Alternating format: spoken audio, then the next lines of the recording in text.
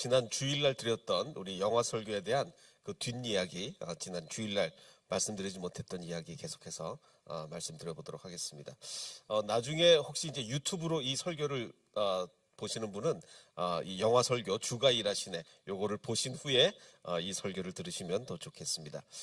뭐 지난주에 다 설교를 들으셨겠지만 이 이야기는 The Perfect Game이라는 영화의 이야기입니다. 정말 너무너무 가난하게 자랐던 우리 멕시코의 아이들이 정말 야구공을 하나 놓고 정말 신기해할 정도로 이토록 가난하게 자랐던 멕시코 아이들이 그 정말 너무너무 열악한 환경에서 야구 연습을 해가지고 결국은 어디까지 가게 됐습니까? 그 리틀 야구 선수권 대회 우승까지 차지하게 되는 그 놀라운 일이 있었는데 정말 이게 영화보다 더 영화 같은 이야기예요. 그래서 아마 진짜 이거를 누가 그 시나리오로 쓰면 이게 말도 안 되는 사람들이 그럴 거 아니에요. 이토록 열악한 환경 가운데서 이래서 어떻게 리틀 월드 시리즈 우승까지 할 수 있느냐, 더군다나 마지막 경기에 퍼펙트 게임까지 할 수 있느냐, 이건 진짜로 있을 수 없는 일인데 실화라는 게 정말 믿어지기가 힘들 정도인 거죠. 자, 그래서 어느 정도로 열악하고 어려운 환경이었냐면 이 부모들이 나중에 막 그 응원을 하는데 이렇게 부모들도 아예 야구 룰도 모르는 거야. 축구만 하는 나라니까. 그래서 어느 정도냐면 우리 애들이 3골을 넣었어요. 우리 아들이 3점을 득점한 거를 그 골이라고 할 정도로 이 정도로 정말 야구에 대해서 모르는 동네에서 이렇게 했다는 게 대단한 일이죠. 그래서 리틀 야구 월드 시리즈 사상 전무후무한 퍼펙트 게임으로 이기게 됐는데 이런 일이 있었습니다. 제가 지난 주일날 이야기 들으지 못한 내용이 어떤 이야기 있었냐면 한 운동장 관리인, 그 운동장 관리인이 열심히 이제 그 선을 긋고 있습니다. 운동장 선을 긋다가 바로 그 멕시코 팀과 경기하는 이 미국 팀이에요. 그 미국 팀이 막 연습을 하고 있는데 이렇게 딱 보니까 저 투수의 버릇이 보이는 거예요. 이 흑인 운동장 관리인이 딱 보니까 이제 손을 어떻게 움직이냐에 따라서 이렇게 움직이면 직구가 들어가고 또 다르게 움직이면 변화구가 들어가고 이제 전문가니 이게 미리 딱 다 알게 되는 거죠. 그래서 그 이 선수에게 조언을 해줍니다. 자네 그렇게 하면 그런 버릇을 가지고 하면 상대방이 이번에 들어올 공이 직구인지 아니면 뭐 커브인지 다 안다. 그렇게 하지 말아라고 조언을 했는데 옆에 있던 코치가 나서서 늙은 운동장 관리인이 내 선수에게 조언을 하다니 그러면서 아마 핀잔을 줍니다. 그래서 이 사람 귀에 전혀 말에 귀를 기울이지 않아요. 자, 근데 이 사람이 누구였냐면 제임스 벨이라는 그때 당시에는 메이저리그에 물론 흑인 선수가 아주 소수 있기는 했지만 메이저리그에서는 거의 흑인 선수를 받아들이지 않았기 때문에 흑인들끼리 따로 리그를 가졌습니다. 그래서 니그로 리그를 해요. 흑인들 리그. 흑인 리그의 전설적인 선수였던 거예요. 뭐 어마어마하게 빨라가지고 그냥 전해지는 얘기 어떤 그 우스갯소리에 이 사람이 이제 원정 경기 가면 다 같이 숙소를 쓰잖아요. 그래서 불을 끄고 자리에 누울 거 아닙니까? 얼마나 이게 발이 빠른 선수냐면 불을 끄면 깜깜해지기 전에 벌써 이부자리에 들어가 있다는 이런 뭐 물론 이제 농담이겠지만 이 정도로 아주 전설적인 선수였어요. 그래서 이 그 니그로 리그 명예의 전당이 이렇게 오를 정도로 어마어마한 선수입니다. 근데 사람들이 이 사람들 몰라보는 거죠. 그렇죠. 뭐 백인들이 이 니그로 리그에 관심이나 있겠습니까? 그래서 이제 이 사람이 거기에 면박을 받고 나중에 이제 멕시코 이제 선수들이 와서 경기를 할 때 그 멕시코 선수에게 조언을 해줍니다. 내가 저 투수를 보니까 투수를 이렇게 손 모양을 이렇게 하면 직구가 들어갈 거다라고 다 가르쳐 주니까 이 아이는 네 알겠습니다 감사합니다 하고 잘 받아들여요. 아까 그 백인 선수들은 흑인을 무시하면서 당신이 운동장 관리인이 뭔데 우리한테 그런 얘기를 하느냐. 근데 이 멕시코 아이들은 편견 없이 인종에 대한 편견 없이 이것을 받아들이게 되는 거죠. 그래서 그 경기를 이렇게 이기게 됩니다. 자, 그래서 정말 우리가 누구의 이야기를 듣느냐 또 누구의 이야기를 듣기를 거절하느냐 이게 굉장히 중요한 얘기입니다. 그 우리가 이스라엘이 남과 북으로 마치 우리나라가 남북으로 나눠진 것처럼 이스라엘도 남왕국 유다와 북왕국 이스라엘로 이렇게 나눠졌었죠. 이게 어느 시절의 이야기냐면 북왕국의 왕이 그 악한 왕 아합 왕일 때 아합 왕일 때 남왕국의 왕은 누구였냐면 여호사밧이라는 왕이 있었습니다. 자, 이 시절에 이 여호사밧 왕이 아합 왕을 만나러 이렇게 올라간 거예요. 유다의 왕 여호사밧이 이스라엘 왕을 북쪽으로 찾아갔습니다. 이렇게 만나러 갔어요. 그랬더니 이제 아합 왕이 뭐라고 얘기하냐면 아, 저기 길르앗 라못이 원래 우리 땅인데 지금 이방인에 의해서 점령이 돼 있다. 그래서 함께 길르앗 라못을 치러 갑시다라고 이렇게 합니다. 그러자 여호사밧 왕이 네, 좋습니다. 근데 먼저 주님의 뜻을 먼저 좀 물어보는 게 어떻겠느냐, 이게 하나님의 뜻인가 좀 물어봐야 되지 않겠느냐라고 아합 왕한테 얘기를 합니다.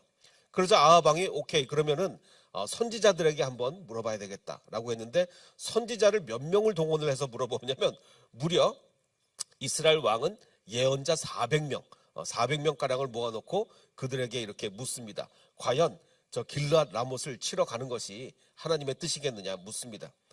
그러자 이 400명의 이 선지자들은 가짜 선지자들이었대요. 가짜. 그래서 뭐라고 얘기를 하냐면, 올라가십시오. 주님께서 그 성을 임금님의 손에 넘겨주실 것입니다. 올라가십시오. 라고 하는데, 이제 남왕국 왕이 딱 볼 때는 아무리 봐도 이 선지자들이 믿음이 안 가는 거예요. 가짜 선지자들 같은 거예요.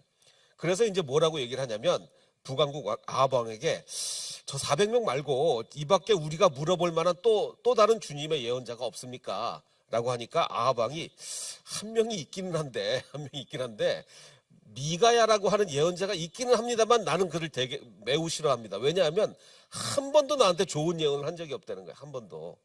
이 사람이 진짜죠. 이 사람이 한 번도 이 400명의 예언자들은 그야말로 입에 발린 소리만 하는 사람들이에요. 권력자들의 눈치를 보면서, 권력자들 눈치 보면서 입에 발린 소리만 하는 400명과 미가야는 정말 주님의 이야기를 대언하는 사람이라서, 여태까지 당연히 그렇죠. 아합 왕이 언제 뭐 잘한 적이 있습니까? 아합 왕은 정말 악한 왕인데 맨날 안 좋은 소리만 했겠죠. 그러니까 나는 미가야는 만나기도 싫습니다 그러는 거예요. 그러자 남쪽의 왕이 뭐라고 얘기하냐면, 주님의 예언자를 두고 그렇게 말씀하시면 안 됩니다. 한번 그에게 물어봅시다 라고 얘기를 합니다. 그러자 아합 왕이 그럼 뭐 남왕국의 왕이 물어보자고 하니까 오케이, 그러면은 미가야를 빨리 가서 데리고 와라고 신하를 보냅니다. 자, 근데 신하가 가서 뭐라고 미가에게 얘기하냐면, 다른 예언자들은 모두 한결같이 왕의 승리를 예언하였으니 당신도 그들이 한 것 같이 왕의 승리를 예언하는 게 좋겠다. 가서 왕한테 가서 승리할 거라고 얘기를 해라. 야, 정말 뭐 그 왕의 그 신하고 그 거짓 선지자 다 정말 미가야만 지금 옳은 얘기를 하는 거예요. 그러자 미가야가 이렇게 대답을 합니다. 나는 다만 주께서 말씀하신 것만을 나는 말하겠다라고 이야기합니다. 그래서 가서 당신 나가면 죽습니다. 이렇게 예언을 한 거예요. 아니나 다를까 미가야 말을 듣지 않고 전쟁터에 나간 아합은 결국은 사망을 하게 되죠.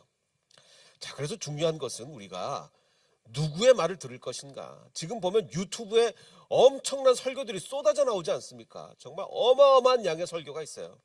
옛날에는 다른 목사님 설교 듣고 싶어도 직접 뭐 가지 않으면 들을 수가 없었는데, 요즘은 뭐 어마어마한 설교가 쏟아지고 있고 이런데, 도대체 그럼 누구의 말을 들을 것이냐, 이게 정말 중요한 거죠. 정말 아까 그 백인 팀은 이 놀라운 엄청난 이 흑인 선수의 말을 듣지 않았다가 졌고, 이 멕시코 아이들은 인종에 대한 편견 없이 이 사람의 말을 듣고 승리를 하게 된 거예요. 자, 정말 그러니까 이게 비교가 되는 거죠. 비교가 됩니다. 저는 그래서 우리 한국 교회가 진짜 뭐 너무너무 타락하지 않았습니까? 물론 한국 교회가 왜 타락했느냐, 물론 목회자들의 책임이 엄청 크죠. 목회자들이 잘못 가르쳤고 잘못 인도했고 엉뚱하게 인도했으니까 한국 교회가 이렇게 됐겠죠. 그런데 저는 한국 교회의 이 타락을, 책임을 목회자들에게만 돌리면 안 된다고 생각합니다. 평신도들도 똑같은 책임이 있어요. 왜냐, 이렇게 보면은요, 정말 모이면 안 될 것 같은 교회가 막 넘쳐납니다. 뭐 몇만 명씩 모여요. 야, 저 사람은 정말 목회하면 안 되는 사람인데, 우리는 목회자들끼리는 다 알잖아요. 어떤 사람의 뒷이야기 이런 거 뭐 다 알잖아요. 저 사람은 정말 목회하면 안 되는 사람인데 막 거의 10만 명 막 이렇게 막 모이기도 하고, 정말 어떤 사람은 너무너무 훌륭한 목회자인데 아예 그냥 뭐 생계조차 해결이 안 될 정도로 이런 교회가 너무너무 많아요. 오늘도 저희 그 신학교 동기 한 목사님이 목회가 너무 힘들다, 이걸 우리 단톡방에 이렇게 올렸더라고요. 근데 그분이 어떤 분이냐, 제가 너무너무 뭐 동기지만 나이가 저보다 훨씬 많은데 제가 너무너무 존경하는 목사님이에요. 정말 저는 신학교도 다 같이 다녔고 그래서 그 목사님을 너무 잘 알잖아요. 속속들이 다 잘 알잖아요. 너무너무 훌륭한 목사님인데 교인이 없어요. 너무너무 없어요. 이렇게 훌륭한 목사님한테는 교인이 안 가고, 정말 목회를 하면 안 되는 사람한테는 막 수십만 명, 10만 명씩 이렇게 모이고, 이게 이러니 어떻게 목회자들에게만 그 타락의 책임을 돌릴 수가 있겠습니까? 목회자도 책임이 있지만 누구의 말을 듣느냐. 평신도들도 마찬가지로 책임이 있는 거예요. 그러니까 우리도 정말 정신 바짝 차려서 들어야 할 말을 듣고 듣지 말아야 할 말을 안 듣는 우리 모두가 되어야 될 것 같습니다. 그리고 또 지난주에 제가 말씀드린 것 중에 이 상처에 대한 이야기가 있었어요. 이 아버지가 상처가 있었죠. 큰아들이 사고로 죽은 이 상처가 있었는데, 그러니까 다른 사람한테도 막 힘들게 하고, 다른 사람들 막 힘들게 하고, 다른 사람만 힘들게 하는 게 아니라 심지어는 자기 둘째 아들까지도, 큰아들을 잃었으니 둘째 아들까지도 막 힘들게 해서 너 저녁 시간에 늦었으니 밥 안 준다, 나가라, 이렇게까지 얘기하고, 또 이제 이 둘째 아들이 이제 미국에 가려고, 뭐 국경만 건넌 미국이니까 미국에 가서 이제 경기를 하려고 아버지한테 이제 얘기를 하니까, 아버지 저는 미국에 가게 해주세요라고 했더니 이 아버지가 뭐라고 하면, 그래 가라, 뭐 며칠 동안 밥 입이 하나 줄어서 식비가 덜 나가겠구나, 이렇게까지 얘기하면서 정말 이 둘째 아들에게 큰 상처를 준 거예요. 그러니까 이 아버지는 잊어야 될 사건, 뭐 지금 어떻게 합니까? 큰아들이 죽은 사건을 되돌릴 수가 없잖아요. 잊어야 될 사건을 잊지 못하고 계속 기억을 하면서 다른 사람을 다 힘들게 하는 거죠. 또 그 코치도 있었습니다. 코치도 원래는 미국 프로야구 팀의 코치가 아니라 뭐였습니까? 타월보이였는데, 그게 이제 상처였던 거예요. 사람들이 나를 무시하고, 멕시코 사람이라고 무시하고, 타월보이라고 무시하고, 너무너무 무시당한 게 너무너무 상처가 돼서 고향에 와서는 자기가 타월보이라고 얘기하지 못하고 그 코치였다고 얘기했잖아요. 그러면서 이제 아이들에게 공은 그렇게 던지는 게 아니야, 내가 세인트루이스 코치였다라고 이렇게 얘기를 했잖아요. 자, 그런데 이게 거짓말은요, 이 사람이 거짓말은 언젠가는 드러납니다. 이게 이 사람이 이제 어떤 일이 있었냐면, 이제 멕시코 아이들이 미국에서 정말 승승장구하니까 극도로 가난한 빈곤한 지역의 멕시코 아이들이 계속 이기니까 사람들이 막 뉴스에 나고 사람들이 관심을 가지고 그러니까 어떤 일이 벌어졌냐면, 이제 세인트루이스로 지역을 옮겨서 거기서 경기를 하는데, 그 지역에 야구 배트를 만드는 공장에서 이 아이들이 너무 기특하니까 견학을 시켜주기로 한 거예요. 야구 배트 만드는 공장에서. 그래서 야구 배트 만드는 공장에 견학을 하러 갔어요.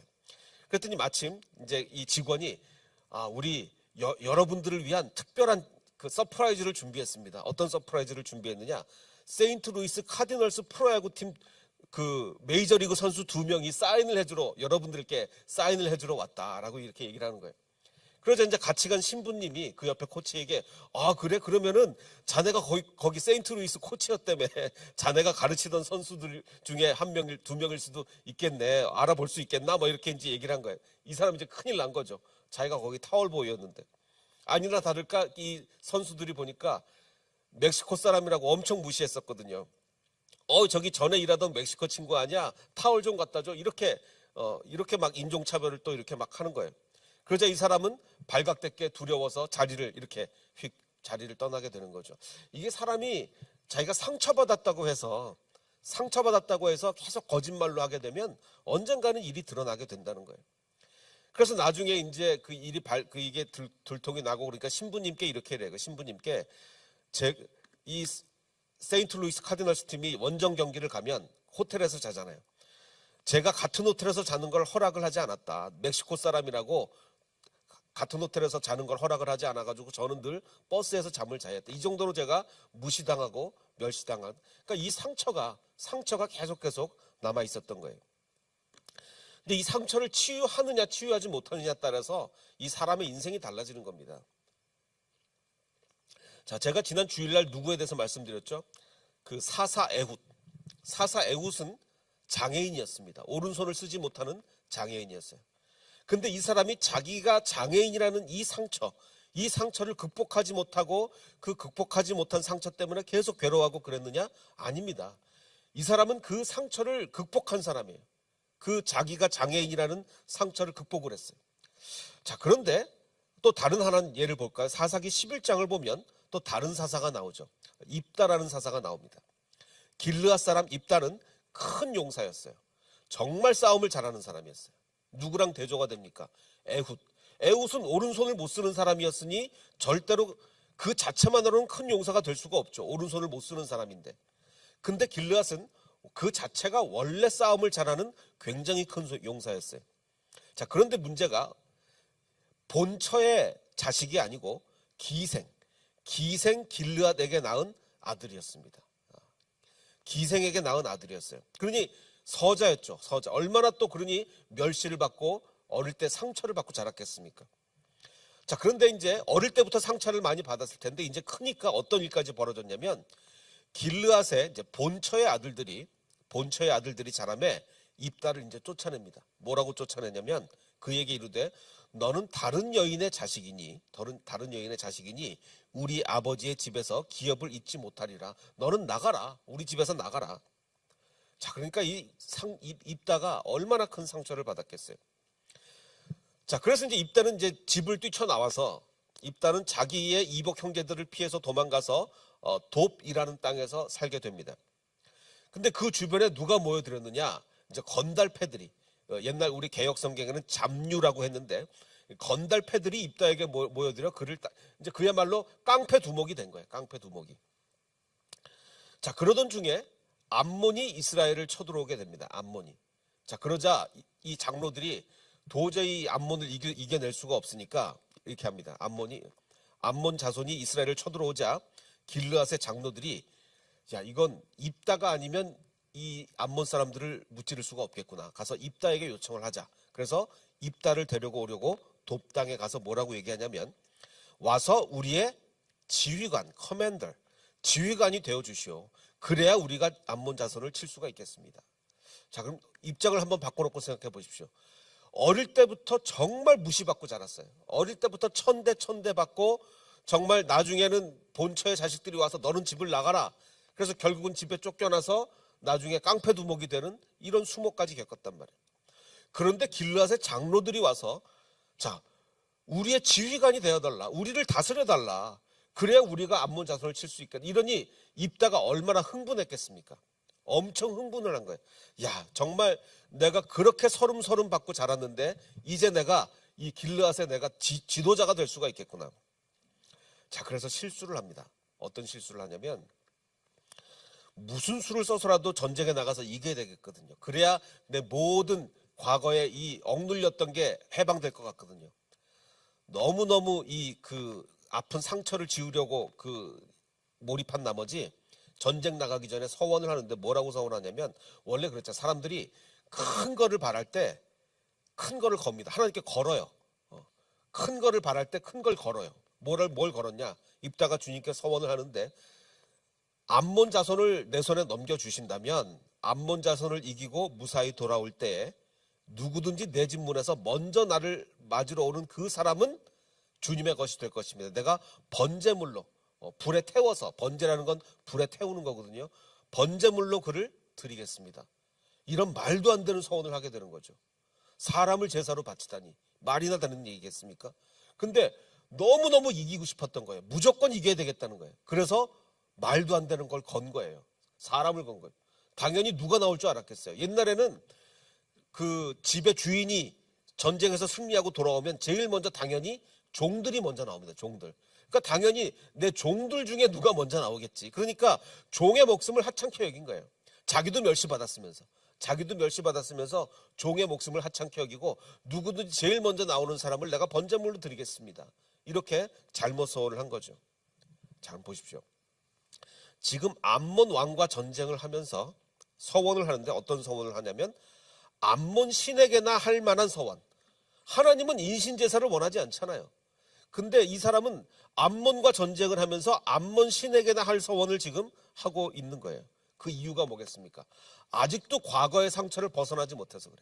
상처가 자기를 짓누르고 있기 때문에 무슨 수를 써서라도 내가 서자로 자란 것을 좀 벗어나야 되겠다. 수단과 방법을 가리지 않고 이 서자로 자란 서름을 내가 벗어버려야 되겠다. 그러니까 상처가 아직도 자기를 지배를 한 거예요. 뭘 하지 못한 겁니까? 지난주에 말씀드린 것처럼 빌립보서 이 말씀대로 하지 못한 거예요. 뒤에 있는 것을 잊어버려야 되는데 과거에 나를 무시했던 사람들, 나에게 상처 줬던 사람들, 나한테 저주의 말을 했던 사람들 다 잊어버려야 되는데 못 잊은 거예요. 그러나 빌립보서는 우리가 이렇게 말하고 있지 않습니까? 뒤에 있는 것은 잊어버려라. 뒤에 있는 것은 잊어버리고 앞에 있는 것을 향하여 목표점을 바라보고 달려가야 된다 이거예요. 그래서 우리는 상처를 기억해봤자 좋을 게 하나도 없습니다. 그래서 우리는 상처를 잊어야 된다. 자, 그런데 상처를 잊으면 그런 어떤 역사가 일어나느냐.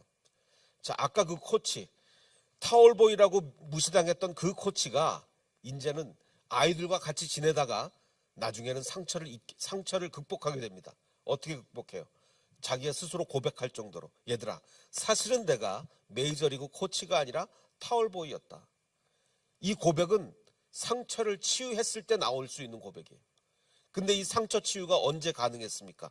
아이들을 가르치면서. 처음에는 진심으로 가르치지 않았는데 나중에 아이들과 가르치면서 아이들의 순수함을 보게 되고 그 아이들을 정말 진심으로 가르치게 되면서 상처가 치유된 거예요. 그러니까 이제 이런 고백이 나오는 거죠. 얘들아, 사실은 내가 메이저리그 코치가 아니라 타올보이였다는 이 고백이 나오게 되는. 그러니까 애들은 이미 다 알고 있었다고 그랬죠. 아이들은 정말 순수하기 때문에 그걸 받아들이는 거예요. 순수하기 때문에. 자, 그래서 이제 결국은 이제 마지막 결승전에 가서 결승전에서 이제 주인공이 투수로 나섰는데 어떻게 됐다 그랬습니까? 1회, 2회, 3회 단 한 명의 주자도 진루를 허락하지 않았어요. 전부 다 아웃을 시켰어요. 마지막 이제 퍼펙트 게임이 되려면 마지막 9회 이제 원아웃, 투아웃까지 잡았어요. 한 명만 더 잡으면 퍼펙트 게임이 됩니다. 긴장이 안 되겠습니까? 얼마나 긴장이 되겠어요. 이제 한 명만 잡으면 퍼펙트 게임인데 이거 뭐 기록 어마어마한 기록인데. 자, 그러자 이 아이는 긴장이 되니까 자꾸 볼을 던지게 됩니다. 제1구도 볼이고 제2구도 볼이고 계속해서 볼을 던지게 돼요. 그러니까 이제 코치가 달려나가죠. 진정을 해라, 진정해라 라고 하면서 계속 진정을 시키면서. 근데 이제 어떤 일이 있었냐면 경기 직전에 멕시코에서 사람이 옵니다. 스페인어 중계를 위해서. 지금 미국이니까 영어 중계만 하잖아요. 근데 멕시코 사람들이 알아들으려면 스페인어 중계를 해야 되잖아요. 스페인어 중계를 위해서 내가 멕시코에서 왔습니다. 근데 고향 사람들이 보낸 선물을 가지고 왔습니다. 고향 사람들이 지금 모여서 라디오 틀어놓고 막 응원을 하고 있거든요. 근데 고향 사람들이 보낸 뭐 돈도 있고 뭐 그런 선물 중에 어떤 선물이 끼어 있었냐면 이 아이의 큰아들이 죽었잖아요. 이 아이의 아버지가 보낸 큰아들 목걸이가 있었어요. 작은 아들을 위해서 보낸 거예요. 왜? 이제 이 아버지도 작은 아들의 그 열심히 노력하는 걸 보고 아버지도 마음이 움직였던 거예요. 그래서 응원하는 자리에 나왔어요. 응원하는 자리에 나온 거죠.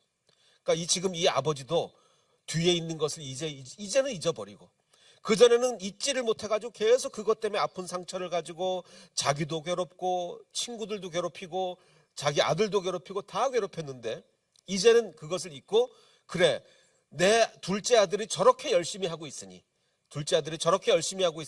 나도 이제 큰 아들을 잊고 내 작은 아들을 응원해 줘야 되겠구나. 그래서 뒤에 있는 것을 잊어버리고 앞에 있는 것을 향하여, 목표점을 향하여 달려가고 있게 되는 거죠. 그래서 이제 이 아이가 그 목걸이를 딱 보고, 그래, 아버지도 이제 나를 응원을 하는구나. 그토록 나를 힘들게 했고 나를 인정하지 않던 아버지도 이제 나를 응원해 주는구나. 그래서 힘을 내서 결국 마지막 공을 던지게 되고 결국은 마지막 아웃을 잡고 그야말로 전무후무한 퍼펙트 게임을 여기서 하게 된 거죠. 그래서 저는 오늘 이렇게 말씀을 준비하면서 제가 조금 어려운 찬양이지만 제가 이 찬양을 골랐던 이유는 이 찬양의 가사가 너무도 오늘 말씀에 맞는 가사이기 때문에 그래요. 우리는 상처를 치유를 받아야 됩니다. 뒤에 있는 것은 잊어버려야 돼요. 우리의 기억 중에 반드시 우리를 붙잡고 있는 것들이 있습니다. 그 붙잡고 있는 모든 것을 잊어버리고, 근데 그거를 하려면 어떻게 해야 됩니까? 예수님만이 도와줄 수 있어요. 예수 나의 좋은 치료자, 그의 손길이 닿는 곳은 나의 상처와 아픔입니다. 내 상처와 아픔에 주님께서 손길을 닿아주고 계세요. 그러면 영원히 흐를 것 같았던 우리의 모든 눈물이 멎게 되죠. 그래서 천한 나를 돌아보신 그 구세주를 진심으로 찬양하고 기쁨으로 찬양하게 됩니다. 그래서 오늘 우리 함께 예배드리는 모든 분들이 정말 잊어야 될 과거의 모든 것 다 잊고 주님을 향해 기쁨으로 나가는, 정말 예수 나의 좋은 치료자 되시는 주님을 찬양하는 우리 모두가 되기를 주님의 이름으로 축원합니다.